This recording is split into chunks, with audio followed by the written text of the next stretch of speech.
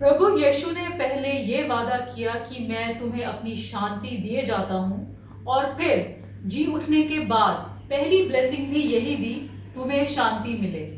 प्रभु यीशु ये जानते हैं कि जो हमें मिला हुआ है हम उसमें संतुष्ट नहीं होते, बल्कि जो नहीं है उसे पाने की लालसा में जो मिला है उसका आनंद भी नहीं उठा पाते।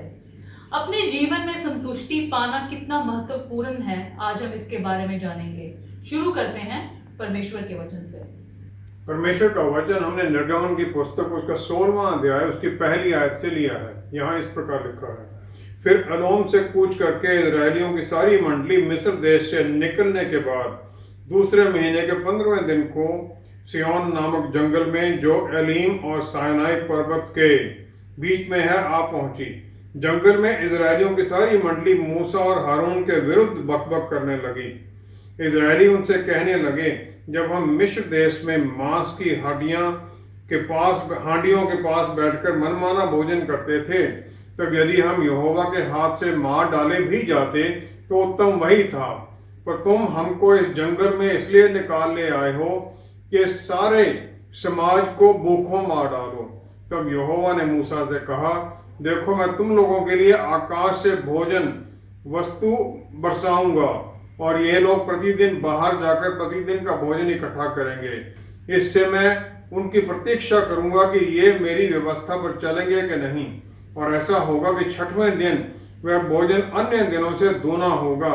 इसलिए जो कुछ वे उस दिन बटोरें उसे तैयार कर रखें।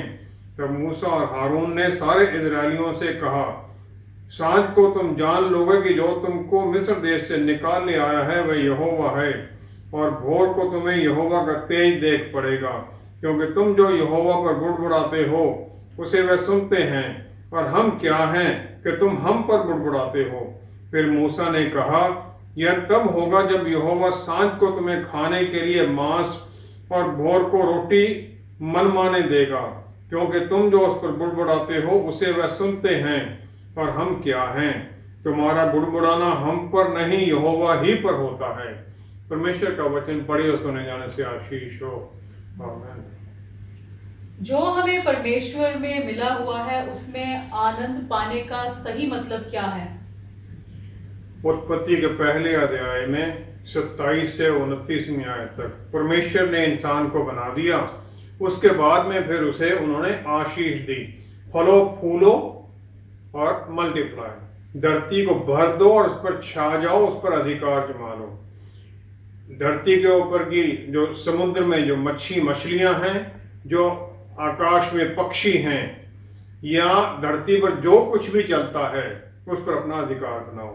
और फिर परमेश्वर ने कहा, देखो मैंने तुम्हारे लिए वो सब हब जो बीज देती है वो तुम्हारे लिए, जो धरती पर है वो तुम्हारे लिए दे दी है, और जो भी पेड़ जिसका फल है, जिसके फल में बीज है, वो तुम्हारे खाने के लिए है। उत्पत्ति 2 की 7 से 17 तक। फिर जो अदन बाग था उसमें बताया गया सब कुछ था जो इंसान को चाहिए था। एक नदी थी जो पानी दे रही थी, सोना था, प्रेशियस स्टोन थे, हीरे मोती सब कुछ था वहां पर, हर तरह का आराम था और अधिकार था हर चीज के ऊपर कंट्रोल करने का। फिर 16वीं 17वीं आयत में जब ये सब कुछ हो गया तो परमेश्वर ने इंसान को एक फ्री विल दी, अपनी स्व इच्छा, कि वो पहले परमेश्वर को आगे करता है या अपने आप को आगे करता है। और एक ही उन्होंने बंधन डाला कि जितने यहाँ पर बाग में पेड़ हैं उनके तुम फल सब कुछ खा सकते हो, लेकिन एक पेड़ जो अच्छा भले और बुरे की ज्ञान का वृक्ष है उससे तुम मत खाना। और फिर उन्होंने उसका कारण भी बता दिया क्लियरली, जिस दिन तुम उसे खाओगे तुम उसी समय मर जाओगे। ये सब कुछ पाने के बाद में जो उसे जरूरत थी, वो सवाल वो आदम और ईव में आया कि परमेश्वर ऐसे कैसे कर सकते हैं कि हमें उन्होंने एक पेड़ तो दिया ही नहीं। अगर उन्होंने उसको हमें इनकार करना था तो उन्होंने वहां डाला ही क्यों वो पहले। और यही सवाल हम भी आज पूछते हैं। उत्पत्ति 4 अध्याय में 7वीं आयत में कायन एक अपनी भेंट लेके आता परमेश्वर के लिए, और फिर वो क्रोधित हो जाता है कि परमेश्वर ने हाबिल की भेंट को ज्यादा प्रेफरेंस दी। फिर परमेश्वर उसे कहते हैं तुम्हारे द्वार पर पाप है और उसकी इच्छा तुम्हारे ऊपर है, लेकिन तुम्हें उसके ऊपर अधिकार जमाना है। होशे 6:6 में परमेश्वर कहते हैं, मैंने तुमसे कोई बेटे नहीं मांगी, और आज भी वो हमसे बेटे नहीं मांगते हैं। वो ये कहते हैं, मैं दया चाहता हूं, प्यार चाहता हूं, कुर्बानी नहीं। लेकिन हम परमेश्वर को अपने कामों से खुश करना चाहते हैं। एक हम रिश्वत देना चाहते हैं अपने कामों की या अपनी भेंटों की। हमारे जो अच्छे काम हैं वो परमेश्वर को जानने के बाद उनकी आशीष के कारण हैं, ना कि उनको खुश करने के लिए हैं। उत्पत्ति 19 में 15 से 17वीं आयत तक बार बार वार्निंग देने के बाद में स्वर्गदूतों की वार्निंग है, जिन्होंने सदोम और गुमोरा को खत्म करने के लिए आए थे। वो लूत फिर भी वहीं फंसा रहा, जब तक कि स्वर्गदूतों ने उसका हाथ पकड़कर, उसकी पत्नी और दोनों बेटियों का हाथ पकड़कर उन्हें निकाल नहीं दिया, क्योंकि परमेश्वर दयालु हैं। और फिर वो उसे उस शहर से बाहर ले आए। फिर लूत को उन्होंने ये ताकीद की कि यहां से जल्दी निकलो, वापस मत देखना, कहीं तुम बर्बाद ना हो जाओ। हम वापस देखना चाहते हैं अपने जीवन में कि हमारे साथ क्या हुआ, परमेश्वर ने क्या किया, क्या नहीं किया, लेकिन हम आगे जो परमेश्वर की आशीष उसके बारे में सोचना भी नहीं चाहते। उत्पत्ति 19:26 में लोत की पत्नी ने पीछे देखा और फिर वो नमक का पिलर बन गई। परमेश्वर ने उसे नहीं बदला, वो खुद बन गई वो पिलर ऑफ सॉल्ट, क्योंकि उसने जो पीछे जीवन था उसके लिए उसकी ज्यादा मन में इच्छा थी, और वो उसने ये बता दिया कि मेरा जीवन बचाने लायक नहीं है। पहला शमूएल 18 से 24वीं अध्याय तक दाऊद एक टीनेजर है, अभी 20 साल का नहीं हुआ जब वो गोलियत को मार देता है। लोग उसकी प्रशंसा करते हैं, लेकिन सौल जो राजा है वो दाऊद से डरने लग जाता है और फिर वो दाऊद का दुश्मन बन जाता है। सौल को परमेश्वर ने इजराइल का पहला राजा चुना था, और दाऊद ने उस राजे को और इजरायली आर्मी को उससे हार से और ह्यूमिलिएशन से बचा लिया गोलियत को मारकर। लेकिन सौल इस जो आनंद का जो गिफ्ट था, जो ये जीत मिली थी, उसमें आनंदित नहीं हो सका। ना उसने परमेश्वर का धन्यवाद किया, ना उसकी ओबीडियंस में आया। लेकिन वो दाऊद की जो पॉपुलैरिटी थी, जो उसको लोग ज्यादा मानने लग गए थे, वो उससे नाखुश हो गया और फिर उसके पीछे उसको मारने के लिए लग गया। जो उसकी नफरत थी उसके साथ वो परमेश्वर की आशीषों और उनकी आज्ञाओं को भी भूल गया, और फाइनली परमेश्वर ने उसे रिजेक्ट कर दिया, हालांकि वो राजा बना रहा। दूसरा शमूएल 12वां अध्याय 7 से 9वीं आयत तक नादन नबी आते हैं राजा दाऊद के पास, जब उसने बादशीबा के साथ वो पाप कर दिया और ऊरिया को उसने मरवा डाला। तो वो बताते हैं परमेश्वर की बात। परमेश्वर कहते हैं, मैं जो इजराइल का परमेश्वर हूं, मैंने तुम्हें तुम्हारे स्वामी राजा सौल का घर और उसका सब परिवार, रानियां, सब कुछ तुम्हें दे दी तुम्हारे लिए। अगर तुम चाहते मैं तुम्हें और भी दे सकता था, लेकिन तुमने ये पाप कर दिया। अगर हम इस परिस्थिति में देखें तो परमेश्वर हमें हर चीज देना चाहते हैं, लेकिन हम फिर भी रिजेंटमेंट में बने रहते हैं। यहूदा इस्करियोती को प्रभु यीशु ने चुना था 12 डिसाइपल्स के साथ, और वो एक ही था जो गलील का नहीं था, और उसे जो चेले थे उनका जो पर्स था, जो पैसे थे, उसके दिए गए, क्योंकि उसे ट्रस्टेड माना गया। यूहन्ना 6:70 में प्रभु यीशु जानते थे कि उसके मन में चोर है, लेकिन फिर भी प्रभु यीशु ने वो बाद में जाकर उसके पैरों को धो दिया। लूका 22:3-4 में यहूदा अपनी जो लालच है उसे वो कैन की तरह अपने ऊपर राज्य करने देता है, और फिर पाप उसको पकड़ लेता है और शैतान उसमें घुस जाता है, उसे कंट्रोल करता है। यहूदा इस्करियोती कभी प्रभु यीशु को पूरी तरह जान ही नहीं सका, ना उनके प्यार को जान सका, और इसलिए प्रभु यीशु को धोखा देने के बाद उसने आत्महत्या कर ली। रोमियो 8:3-4 आयत में लिखा है कि जो व्यवस्था की जो धार्मिकता है वो पुराने नियम की जो थी वो प्रभु यीशु में पूरी हो जाती है। इसके पहले परमेश्वर के सामने कोई आता ही नहीं था, वो डरते थे कि हम मर जाएंगे। यशायाह नबी की पुस्तक 6 अध्याय 3 से 5वीं आयत में यशायाह नबी परमेश्वर की महिमा की वो बादल को देखते हैं मंदिर में और फिर वो डर जाता है। लेकिन जब पवित्र आत्मा परमेश्वर दिए गए तो इंसान समझ सका परमेश्वर के प्यार को जो उनके पुत्र में दिखाया गया, और फिर वो परमेश्वर के सिंहासन की तरफ बढ़ सका। अगर हम इस प्यार को जाने तभी फिर हम इसको उसमें आनंदित रह सकते हैं। लूका 22:61 में पतरस रसूल ने वो प्रभु यीशु की आंखों में वो प्यार देख लिया जब उन्होंने उसे देखा 3 बार इनकारी करने के बाद में। फिर यूहन्ना 21:7 में जब प्रभु यीशु समुद्र के किनारे में जी उठने के बाद में ज्यों ही उसे पता चलता है वो समुद्र में छलांग लगाता है, भागता है, जल्दी पहुंचना चाहता है प्रभु यीशु के पास, क्योंकि अगर शर्मिंदगी हो तो उनसे छिपता, लेकिन उसने उनका प्यार जाना और उनकी तरफ चला है। हम भी प्रभु यीशु और परमेश्वर के बारे में जान सकते हैं, उनके प्यार के बारे में जान सकते हैं, उनकी आशीषों के बारे में जान सकते हैं, फिर उनको हम आनंदित होते हैं उसकी फिर हम वैल्यू समझते हैं कि हमारे पास क्या है, फिर हम उसके लिए धन्यवाद करते हैं परमेश्वर का। और ये शिकायत नहीं करते जिस प्रकार इजरायलियों ने की कि हमें तो यहां ले आए आप मारने के लिए, जो हमारे पास है हम उसमें आनंदित हों, शिकायत ना करें। यही परमेश्वर हमसे चाहते हैं। लेकिन हम ये सब वचन में पढ़ते हैं कि किस प्रकार सब कुछ मिलने पर भी लोग शिकायत करने लगे, और फिर वही सब हम भी क्यों करने लग जाते हैं।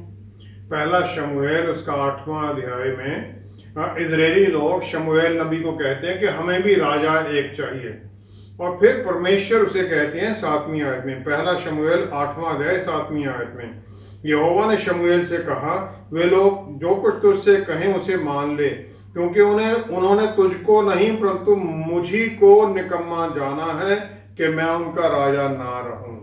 परमेश्वर के वचन है ये। जबकि परमेश्वर ने उन्हें वो प्रॉमिस लैंड का सब वादा किया और उन्हें इस बात पर ये आशीष दी थी कि दूसरे लोगों से वो भिन्न रहेंगे। परमेश्वर ने फिर उन्हें आज्ञा दी कि वो शमूएल को बता देते हैं कि उन्होंने मुझे निकम्मा जाना है। इजरायली लोगों ने जो उनकी डिमांड थी वो ये थी कि हमें राजा दो, क्योंकि हम उन लोगों की तरह ही बनना चाहते हैं जो यहां पर हैं। हम एक विजिबल किंग देखना चाहते हैं, विजिबल राजा। हम विजिबल परमेश्वर भी देखना चाहते हैं। परमेश्वर की जो वो आज्ञा थी उस पेड़ का ना खाना, जो भली और बुराई के जो नॉलेज है वो 5 सेंसेस के कंट्रोल में है। परमेश्वर की ज्ञान के कंट्रोल से हमारा फिर जीवन नहीं चलता है। सबोपदेशक 2 अध्याय अगर हम उसकी 3री आयत देखें तो सोलोमन राजा ये कहते हैं, मैंने मन में सोचा कि किस प्रकार से मेरी बुद्धि बनी रहे और मैं अपने प्राण को दाख मधु पीने से किस प्रकार बहलाऊं और कैसे मूर्खता को थामे रहूं, जब तक मालूम ना करूं कि वह अच्छा काम कौन सा है जिसे मनुष्य अपने जीवन भर करता रहे। मूर्खता को थामे रहूं। परमेश्वर को छोड़कर जो सबसे बुद्धिमान राजा है वो भी ये कर देता है। उत्पत्ति 4:7 में जैसे पहले हमने बात की थी, काइन को ये परमेश्वर वार्निंग देते हैं, जो पाप में जीना है वो 5 जो सेंसेस हैं उनके अधिकार में आकर जीना है, उनके कंट्रोल में आकर जीना है। पहला पत्रस 5वां अध्याय 8वीं-9वीं आयत में पत्रस रसूल इसी की हमें वार्निंग देते हैं कि शैतान एक भूखे शेर की तरह घूमता है, उसका सामना करो और विश्वास में बने रहो ताकि वो फिर चला जाएगा। इस प्रकार हम जो शारीरिक लालसाएं उन पर जय पाते हैं। जब जो हमारे पास है हम उसमें आनंदित रहें, उसके लिए भूख ना बढ़ाएं जो हमारे पास नहीं है। हालांकि प्रार्थना में परमेश्वर से कुछ और मांगना ये सही है। अनुग्रह हमें ये सिखाता है कि परमेश्वर ने शायद मेरे दुश्मनों को मेरे ऊपर अधिकार दे दिया गया है, पर क्या ये अधिकार मेरे प्राण पर भी हावी हो जाएगा। एक विश्वासी तब तक नहीं अधीनगी में आता है जब तक कि उसका प्राण अधीनगी में नहीं चला जाता है। अय्यूब शैतान के ऊपर और हर तरह की परेशानी पर इसी प्रकार जीत में बना रहा, क्योंकि जो उसको परेशान कर रहा था शैतान, वो अय्यूब से ज्यादा परेशान था। भजन संहिता 42 की अगर 5वीं आयत हम देखें तो उसमें राजा दाऊद कहते हैं, हे मेरे प्राण तू क्यों गिरा जाता है, तू अंदर ही अंदर क्यों व्याकुल है, परमेश्वर पर आशा लगाए रह। एक जो सही विश्वासी है वो परमेश्वर के पास अपनी शिकायत लेके जाता है, लेकिन परमेश्वर की शिकायत नहीं करता है, क्योंकि वो जानता है कि वो संसारिक जीवन के अंदर किसी भी चीज का हकदार नहीं है। याकूब का पहला अध्याय 13वीं आयत में लिखा गया है कि जब किसी की परीक्षा हो तो वह ये ना कहे कि मेरी परीक्षा परमेश्वर की ओर से होती है, क्योंकि ना तो बुरी बातों से परमेश्वर की परीक्षा हो सकती है और ना वह किसी की परीक्षा आप इस प्रकार करते हैं। शैतान का हमारे ऊपर कोई अधिकार नहीं है जब तक कि हम अपनी स्व इच्छा से उसकी अधीनगी में नहीं आते हैं, और फिर वो हमारी जो शारीरिक लालसाएं हैं वो हमारे जीवन में बढ़ाने लग जाता है। पहला शमूएल 16वां अध्याय 14वीं आयत में लिखा गया है, राजा सौल के ऊपर से परमेश्वर का आत्मा चला गया और परमेश्वर की इच्छा के अनुसार उसके ऊपर एक दुष्ट आत्मा आ गई और जो उसे परेशान करने लगी। ये इसलिए हुआ क्योंकि उसने अपनी जो जलन की आत्मा थी उसको उसने ऊपर बढ़ा निकाल लिया। लूका 22:3 में शैतान यहूदा इस्करियोती के ऊपर तभी अधिकार जमाता है जब वो अपने लालच वाले मन के अधीन हो जाता है। अफसियों 4 अध्याय 26-27वीं आयत में पौलुस रसूल कहते हैं कि परमेश्वर के कंट्रोल से निकलकर शैतान के हाथों में जाना बहुत खतरनाक बात है। और यही फिर वो कहते हैं कि ये इस प्रकार होता है जब हम क्रोध में बने रहें, और जो क्रोध है फिर ये शैतान के लिए रास्ता खोल देता है। फिर हम भी राजा दाऊद की तरह पहले अपने आप पर ब्लेम लें, ऐ मेरे प्राण तो क्यों दुख मनाता है, जो 42:5 अभी हमने पढ़ा था, और फिर हम अपने आप पर शर्मिंदा होएं, अपने आप को जज करें।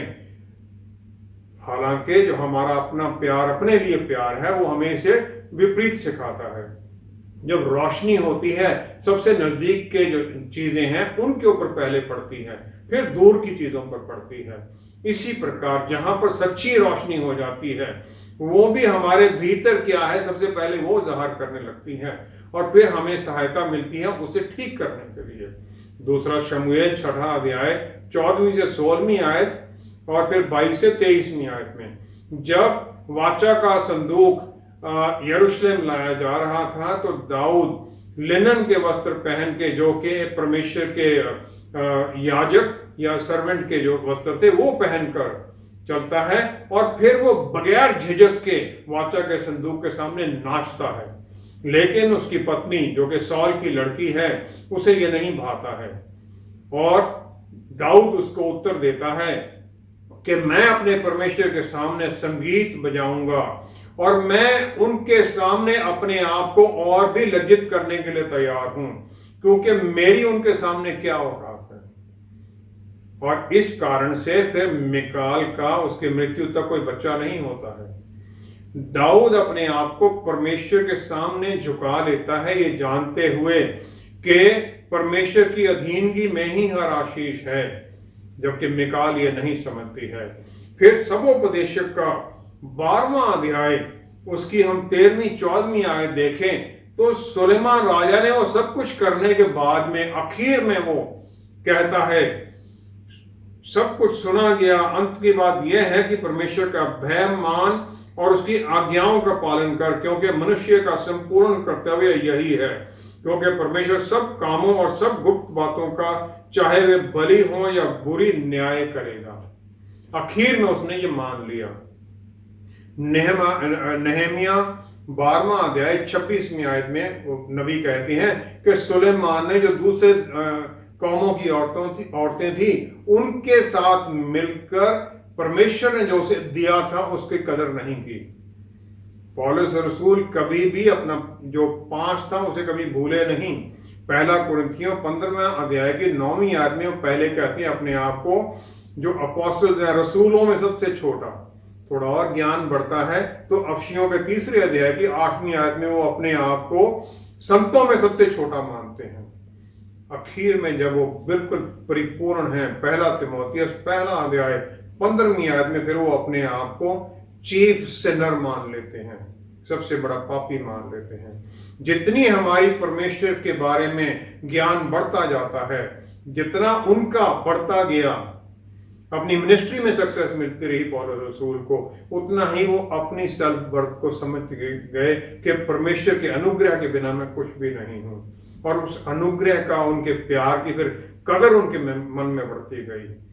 हम दूसरों के ऊपर कोई ब्लेम ना डालें, क्योंकि परमेश्वर के स्वर्गराज के कामों में बढ़ना, उनकी अधीनता में बड़े रहना, उनके कामों में, स्वर्गराज के कामों में जुड़ना एक हमारा कोई अधिकार नहीं है, ये परमेश्वर का अनुग्रह है।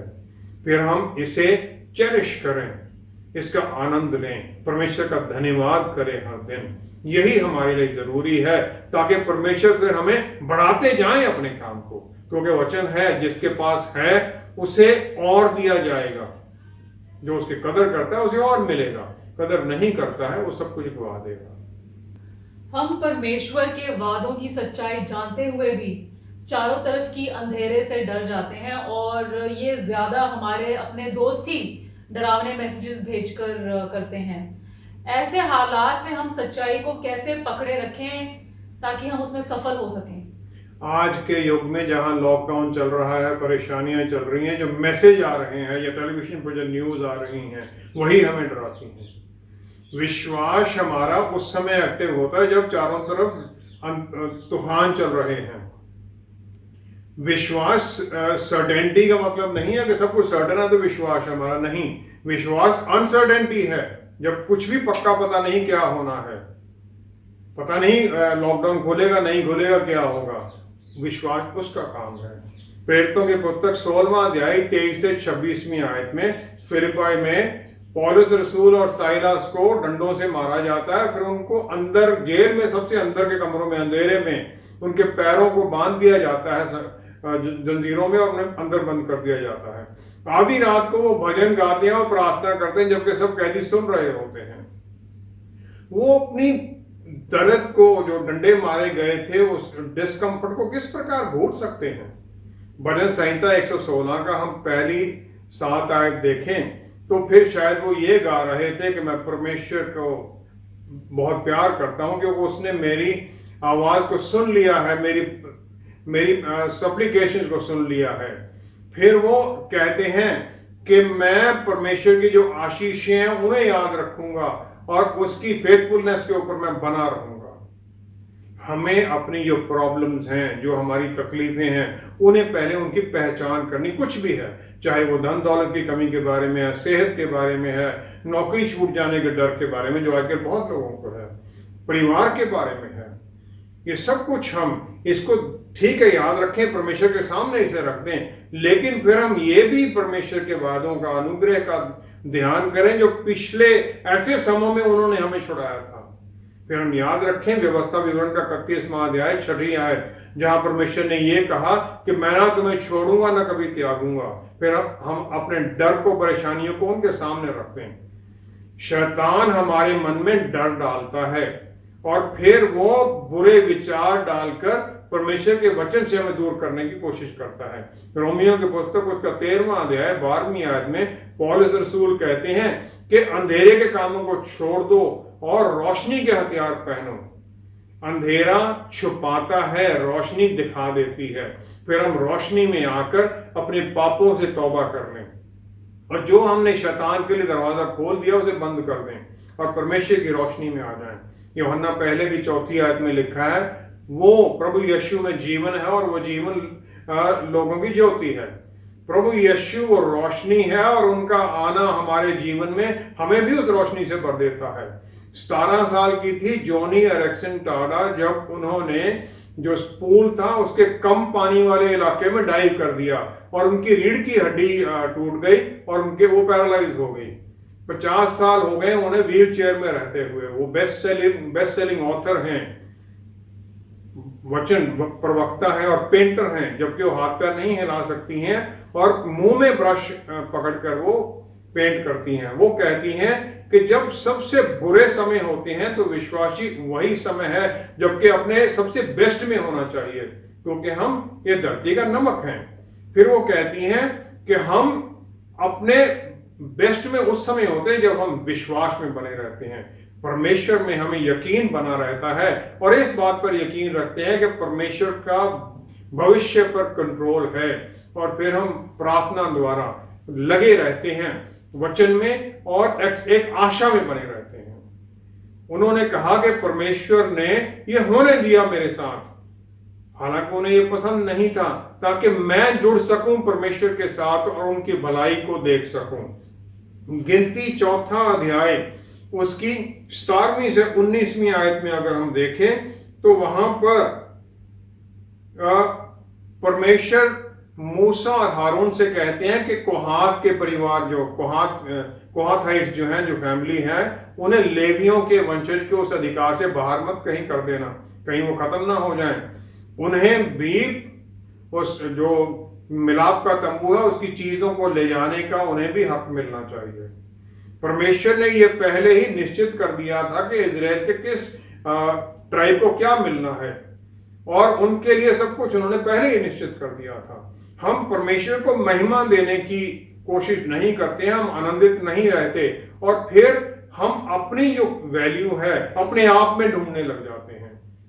C.S. लुईस जो महान दार्शनिक हैं, वो कहते हैं परमेश्वर ने इंसान को बनाया ताकि वो अपनी जो वैल्यू, अपनी कीमत है वो परमेश्वर में पाए, क्योंकि हमारी जो वैल्यू है अपने आप में नहीं है। और प्रभु यीशु की आशीष में, उनके अनुग्रह द्वारा फिर उनकी महिमा हमारे भीतर ट्रांसफर होती है और ये होता है जब हम परमेश्वर के साथ एक मिल जाते हैं। परमेश्वर ने हमारे लिए पहले एक स्थान निश्चित कर दिया, वो बना दिया, उसके बाद में इंसान को बनाया। आदमबाग पहले बना दिया गया, छठे दिन इंसान को बनाया गया और इंसान परमेश्वर से बाहर अपने जीवन की संपूर्णता ढूंढता है, लेकिन वो कभी पा ही नहीं सकता, क्योंकि परमेश्वर के पुत्र में ही संपूर्णता है, उसी में जीवन है और वही हमारे जीवन को एक दिशा निर्देश देते हैं। प्रभु यीशु ने ये हमारे किसी एफर्ट के बिना हमें दे दिया है और हम उसको और वैल्यू बढ़ाना चाहते हैं अपने कामों के द्वारा। हम अपने कामों के द्वारा सब कुछ करना चाहते हैं, जब ये अनुग्रह प्रभु यीशु का है। हम सिर्फ उसमें आनंदित रहें और उनकी इस आशीष में, उनके संपूर्ण किए गए काम में, उन्होंने कह दिया पूरा हुआ तो पूरा हो गया है, हम उसमें बने रहें और इस गिफ्ट का, इस अनुग्रह की आशीष का सही वैल्यू माने और फिर इसमें हम आगे बढ़ें। आइए हम प्रार्थना करते हैं। पिता परमेश्वर, हम धन्यवाद करते हैं हमें नया जीवन देने के लिए प्रभु यीशु में, हमें पवित्र आत्मा परमेश्वर द्वारा एक दिशा दिखाने के लिए, एक रास्ता दिखाने के लिए, वचन समझाने के लिए, ताकि हम सही मायनों में आपकी आशीषों को समझ सकें और उनमें बने रहें, उनमें आनंदित रहें। हम अपने कामों में नहीं, प्रभु यीशु के कामों में आगे बढ़ें, उनके बल और शक्ति में आगे बढ़ें, आत्मा की अधीनता में बने रहें। पिता परमेश्वर, सब कुछ आपके प्यारे बेटे प्रभु यीशु के पवित्र नाम में मांगते हैं। आमेन, आमेन, आमेन। किसी भी अवस्था या हालत में खुश होने के लिए जब तक हमारा मन धन्यवाद के स्वभाव में नहीं आता, तब तक हम खुश हो ही नहीं सकते। पौलुस रसूल ने प्रभु यीशु को पा लिया और इसके साथ दूसरे लोगों को वचन का प्रचार करने की आशीष का सही मतलब जान लिया, जिसके कारण वो अंधेरे में भी आनंदित रह सके। परमेश्वर के पुत्र से बढ़कर गिफ्ट क्या हो सकता है, क्योंकि वही स्वर्ग, इस धरती और इसके नीचे भी हर चीज पर अधिकार रखते हैं। फिर उन्हें पा लेना, उनके साथ उनके राज्य का भागीदार होना है। बस हम इसे आनंदित होकर पकड़े रहें। हमारे साथ दोबारा जुड़ने के लिए आपका बहुत बहुत धन्यवाद। अगले हफ्ते आपसे फिर मुलाकात होगी। Stay blessed. शालोम।